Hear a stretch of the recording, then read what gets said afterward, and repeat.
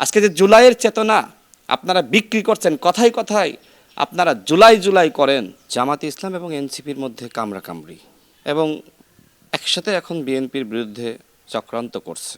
অন্তর্বর্তীকালীন সরকারের সময় আমরা দেখেছি জামাতে ইসলাম এবং এনসিপির মধ্যে কামড়াকামড়ি, পরবর্তীতে তারা ক্ষমতার স্বার্থে এক হয়েছে এবং একসাথে এখন বিএনপির বিরুদ্ধে চক্রান্ত করছে।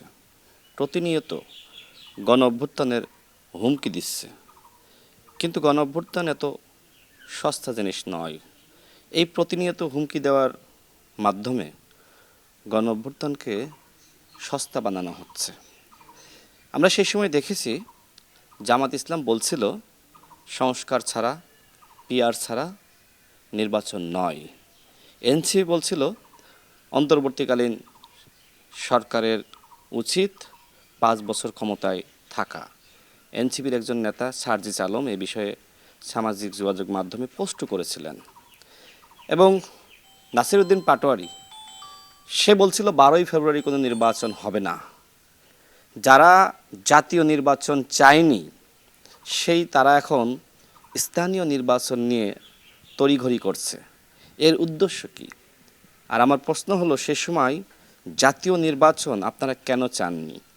তাহলে অন্তর্বর্তীকালীন সরকারের কাছ থেকে আপনারা কি কি সুবিধা পেতেন? দেখেন, অন্তর্বর্তীকালীন সরকারের সময় প্রশাসনকে জামাতিকরণ, এনসিপিকরণ করা হয়েছিল, যে কারণে তারা কিন্তু জাতীয় নির্বাচন চায়নি।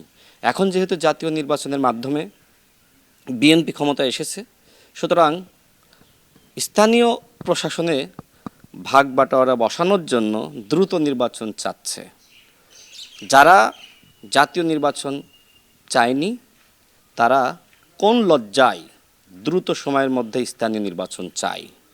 আজকে যে জুলাইয়ের চেতনা আপনারা বিক্রি করছেন, কথায় কথায় আপনারা জুলাই জুলাই করেন, সেই 18 মাসে জুলাই বাস্তবায়নে কি করেছেন? একটা জুলাই ফাউন্ডেশন আপনারা গঠন করেছিলেন, সেখানে কি হয়েছে? মানে একজন আহত হয়নি, আপনি তাকেও আহত দেখিয়েছেন। সার্জিস আলম তো নতুন রাষ্ট্র বিনির্মাণের কথা বলে, রাষ্ট্র পুনর্গঠনের কথা বলে। যে সার্জিস আলম জুলাই ফাউন্ডেশন চালাইতে পারে নাই, পদত্যাগ করেছে, সে নাকি আবার রাষ্ট্র পরিচালনা করবে। শেখ হাসিনার ক্ষমতাকে টিকিয়ে রাখার জন্য হাসনাত এবং সার্জিস কাজ করেছিল। তদন্ত করেন, সব বের হয়ে আসবে। গণ অভ্যুত্থানের সময় কে পজিটিভ ভূমিকা রেখেছে আর কে হাসিনাকে টিকিয়ে রাখার জন্য ভূমিকা রেখেছে, সেটা গণ অভ্যুত্থানের হিস্ট্রি যারা জানে তারা কিন্তু বলতে পারবে। আপনি শুধু নাহিদ ইসলাম এবং আসিফ মাহমুদকে জিজ্ঞেস করবেন যে তোমাদেরকে তো ওই সময় রুমের মধ্যে বন্দি করে রাখা হতো, আর ওই ডিবি কার্যালয়ে পুকুর পাড়ে হাসনাত এবং সার্জিস কেন এবং কিভাবে ঘুরে বেড়াতো, কেন তারা জুস খাওয়ার সুযোগ পেয়েছিল আর তোমরা কেন মার খাইতা? অর্থাৎ ডিবি কার্যালয়ে আসিফ নাহিদরা মার খাইতো আর হাসনাত সার্জিসরা জুস খাইতো। এটা কিন্তু গণ অভ্যুত্থানের ইতিহাস। আমরা সেই মীর জাফরের কথা জানি। গণ অভ্যুত্থানের সময় মীর জাফর ছিল হাসনাত এবং সার্জিস। অভ্যুত্থানের ইতিহাসকে আপনি বিশ্লেষণ করেন, এটা আমার কথা না, এনসিপির অন্যান্য নেতৃবৃন্দের কথা। আমি গণ অভ্যুত্থান নিয়ে একটি বই লিখেছি। বই লিখতে গিয়ে আমি তাদের অনেকের সাথে কথা বলেছি। সেই কথা বলে আমি যে তথ্যগুলো পেয়েছি অবাক করার মতন। আজকে সার্জিস আলম এবং হাসনাত আবদুল্লাহ জাতির কাছে মহাবীর, বিপ্লবী, অথচ গণ অভ্যুত্থানের সময় শেখ হাসিনাকে টিকিয়ে রাখার জন্য এমন কোনো কাজ নাই যে তারা করে নাই। ডিজিএফআইয়ের পরামর্শে তারা ডিজিএফআইয়ের ফাঁদের মধ্যে থেকে বা প্রতারণার মধ্যে থেকে তারা এই জাতির সাথে ওই সময় বেইমানি করেছে। যদিও এনসিপি রাজনীতি দাঁড় করানোর স্বার্থে তারা এখন তাদের সাথে নিয়েই পথ চলছে, কিন্তু অন্তর্বর্তীকালীন সরকারের একজন ছাত্র উপদেষ্টা আমাকে 7 আগস্ট বলেছিল হাসনাত এবং সার্জিস জাতির সাথে বেইমানি করেছে। উপরে আল্লাহ সাক্ষী, আমি এখনো পর্যন্ত যে কথাগুলো বলছি তারা আমার কথার চ্যালেঞ্জ নিয়ে পাল্টা প্রতিবাদ জানায়নি, কারণ আমার কাছে তথ্য প্রমাণ রয়েছে। এনসিপিকে নিয়ে মানুষের অনেক স্বপ্ন ছিল, আমাদেরও ছিল। যেহেতু আওয়ামী লীগের পতন হয়েছে, সুতরাং এই আওয়ামী শূন্যতার বাংলাদেশে আর একটা বড় শক্তির প্রয়োজন ছিল। গণ অধিকার পরিষদ 2018 সালের কোটা সংস্কার আন্দোলনের পরে যখন গঠিত হয়, তখন আমরা দেখেছি যে আমাদের মধ্যে জামাত এবং শিবিরের কর্মীদেরকে ঢুকিয়ে দেওয়া হয়েছিল। দেখেন ২৬ সালের নির্বাচনের আগে এইটা নিয়ে কোনো প্রবলেমটা হয় নাই, কারণ সবাই আমরা হাসিনার বিরুদ্ধে লড়াই করেছি।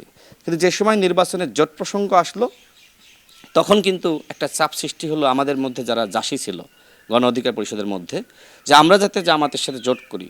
সেটা নিয়ে অনেক দ্বন্দ্ব হয়েছে এবং এই দ্বন্দ্বের কারণেই মূলত আমার কাছে একটা সময় মনে হয়েছে যে গণ অধিকার পরিষদের রাজনীতি করা আমার জন্য কঠিন হবে, যে ক্ষেত্রে আমি পরবর্তীতে নুরুল হক নূর এবং হাসান আল মামুন সহ যারা কয়েকজন আমার ঘনিষ্ঠ মানুষ একসাথে আন্দোলন সংগ্রাম করেছি, তাদের সাথে আলোচনার ভিত্তিতেই কিন্তু আমি বিএনপিতে জয়েন করেছি এবং ধানের শেষ প্রতীকে নির্বাচন করেছি।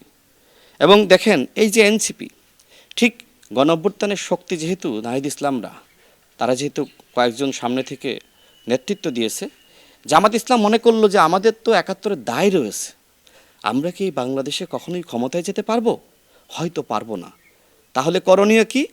আমাদের এই নতুন শক্তিকে দখল করতে হবে। এনসিপির মধ্যে 80% জামাত শিবিরের কর্মী, যে কারণে তারা বিএনপির সাথে যেতে চাইলেও পরবর্তীতে ওই যে 80% কর্মীর চাপে, নেতৃবৃন্দর চাপে যেতে পারে নাই। এইটাই হলো জামাত ইসলামের পলিসি, নতুন শক্তিকে ধ্বংস করা। এদেশে নতুন সম্ভাবনাকে গলা টিপে হত্যা করেছে জামাত ইসলাম এবং শিবির, সেটা গণ অধিকার পরিষদ বলেন, সেটা এনসিপি বলেন। এই জন্য আমি বলি যে জামাত নিজেও ভালো কিছু করতে চায় না, অন্য কেউ ভালো কিছু করুক সেইটা জামাত হতে দিতে চায় না।